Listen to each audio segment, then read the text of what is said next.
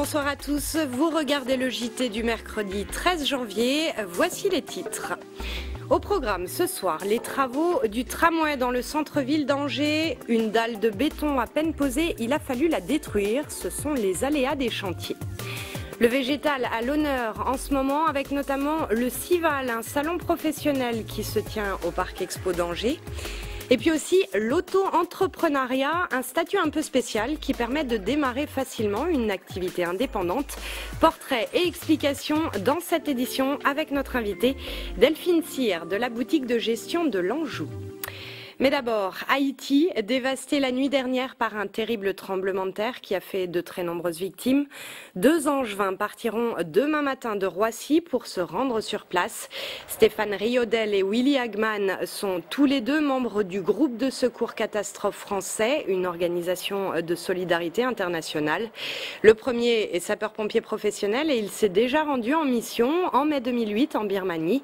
Le second est sapeur-pompier volontaire au Plessis-Gramoire et ce sera sa première mission sur le terrain. On les écoute tous les deux. À ce que j'ai vu sur les images de télévision aujourd'hui, c'est quelque chose que je pense qui doit être un peu un choc, quoi. Quelque chose, un chaos, quoi. On part demain matin et on part pour 2 choses. La première chose, c'est recherche de victimes pour essayer de retrouver des survivants. Et le deuxième objectif sera de mettre en place une unité de potabilisation d'eau pour donner de l'eau à une partie de la population. Le déplacement organisé par le groupe de secours catastrophe français et auquel participeront 5 personnes devrait coûter entre 15 et 20 000 € et il sera entièrement financé par des dons. C'est sur le site internet de l'organisation www.gscf.fr que l'on peut faire une contribution. Les demandeurs d'asile du squat de la rue du Port de l'Ancre se sont rassemblés cet après-midi devant la mairie d'Angers pour rencontrer l'adjointe au maire chargée de l'action sociale. Ces demandeurs d'asile sont menacés d'être expulsés de l'immeuble qu'ils occupent. Le tribunal rendra d'ailleurs son jugement demain. Cet après-midi, les sans-papiers devaient également se rendre à la préfecture puis au commissariat où l'un des leurs est retenu depuis hier après un contrôle d'identité. Les travaux du tramway de l'agglomération angevine recèlent parfois quelques surprises. C'est notamment le cas actuellement à l'angle du boulevard Foch et de la rue d'Alsace à Angers. Une entreprise spécialisée y procède à la démolition d'une dalle de béton construite le mois dernier. Le problème, c'est que le granulat qui recouvre la dalle en question s'est effrité et qu'il faut donc entièrement la recouler. Précisons, et c'est important, que ces travaux sont entièrement pris en charge par l'entreprise responsable de ce désagrément. Et puis profitons-en aussi pour couper court à la rumeur qui veut qu'à cet endroit, les rails aient été posés à l'envers. Les rails sont bien à l'endroit. Il est beaucoup question de végétal cette semaine à Angers. Il y a par exemple au Parc Expo depuis hier et jusqu'à demain le CIVAL, un salon professionnel dédié au matériel et aux techniques agricoles. Pour la première fois cette année, il y est aussi question de fruits et légumes. Les explications de Lisa Boval sur des images d'Olivier Molia.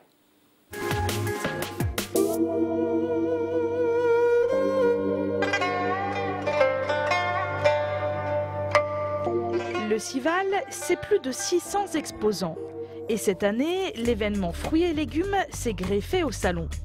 Parmi les nouveautés proposées aux grandes surfaces et moyennes surfaces, il y a le concept de l'entreprise allemande Kronen. Nous proposons un labo de fraîche découpe fruits et légumes pour la distribution alimentaire en supermarché et chez le détaillant fruits et légumes. Le labo est placé dans le rayon fruits et légumes et les produits sont produits devant les yeux de la clientèle. Innovation pour la France, ce concept est déjà largement répandu en Allemagne depuis une dizaine d'années. Il repose sur la nécessité de consommer plus de fruits et légumes frais dans une société de plus en plus pressée. Il y a une contrainte, c'est la préparation. Donc il faut couper, il faut éplucher. Pour être honnête aussi, il y a un peu de fainéantise dans tout ça. Donc c'est pour ça que nous proposons ce concept pour pouvoir préparer les fruits et légumes prêts à manger tout de suite. Donc avec ça, soutenir le mouvement 5 fruits et légumes par jour. En France, ces quelques dernières années, une cinquantaine de moyennes et grandes surfaces auraient déjà adopté ce concept.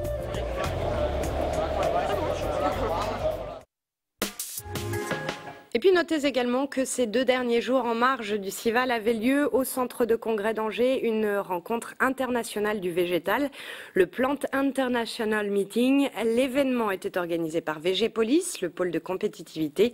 Plusieurs centaines de décideurs et de chercheurs du monde entier s'étaient donné rendez-vous pour échanger et parler d'innovation.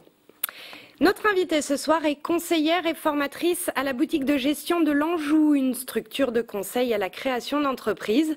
Avec Delphine Cyr, nous allons à présent faire le point sur l'auto-entrepreneuriat, 1 an après sa mise en place. Delphine Cyr, bonsoir. Bonsoir. Alors j'aimerais qu'on commence avec un petit rappel. Qu'est-ce que c'est exactement que ce régime de l'auto-entrepreneur ?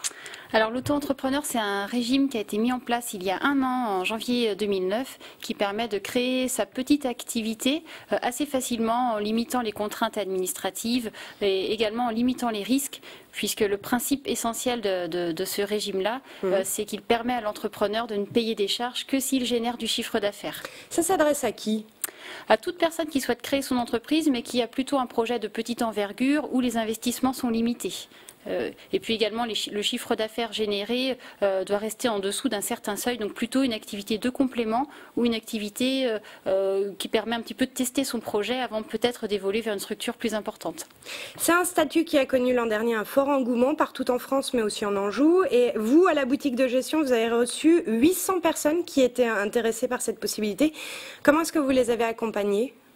Alors en fait, effectivement, toutes ces personnes, de nombreuses personnes se sont adressées à nous pour avoir des informations sur ce statut. Il y a 1 an, il y avait énormément d'informations sur l'auto-entrepreneur et elles souhaitaient en savoir un petit peu plus sur les avantages, les inconvénients, etc. Donc on a reçu chacune de ces personnes et puis on a travaillé avec elles sur la construction de leur projet, l'étude de marché, essayer de budgéter un petit peu tout cela et puis bien les informer sur les risques et les conséquences que cela pouvait avoir que de créer son entreprise. Donc on les accompagner sur tous ces aspects-là. On va voir justement un reportage consacré à l'un de ces auto-entrepreneurs qui est venu vous solliciter à la boutique de gestion et vous lui avez permis de se mettre le pied à l'étrier. C'est un reportage d'Olivier Molia. Donc voilà, ça c'est un jeu que j'ai fabriqué. Pascal a 24 ans. Après avoir terminé ses études, il a vécu une expérience professionnelle enrichissante. Pendant 3 ans, il a travaillé à Lille dans une association qui propose des animations autour du jeu. Alors passionné par l'univers du jeu traditionnel en bois, il a décidé de se lancer dans sa propre aventure. En septembre dernier, il a créé sa société en adoptant le statut d'auto-entrepreneur. Mon activité en fait, c'est de faire la promotion des jeux traditionnels en bois. Donc c'est aussi bien de faire des animations avec les jeux. Je viens dans des structures, je viens sur la place de la ville faire une animation ou dans les centres de loisirs ou les maisons de retraite. Après, mon but aussi c'est de faire des ateliers de fabrication, donc de proposer aux structures et aux enfants ou aux personnes âgées ou aux adultes de fabriquer par eux-mêmes les jeux. C'est dans son garage, réaménagé pour l'occasion en atelier, que Pascal fabrique la plupart des jeux en bois qu'il utilise. Alors là, je suis en train de faire des molkis. Donc les molkis, c'est des quilles finlandaises.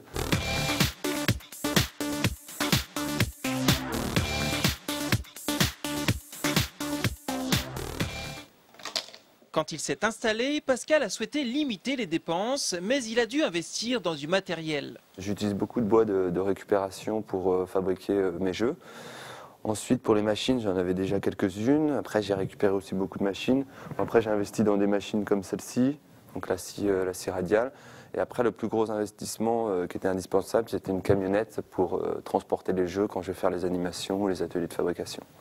Quand il n'est pas sur la route ou dans son atelier, Pascal en profite pour remplir les tâches administratives. Où est-ce qu'on va ? Donc là, on va à l'étage, donc chez moi. Où j'ai aménagé un petit coin bureau dans ma salle de vie.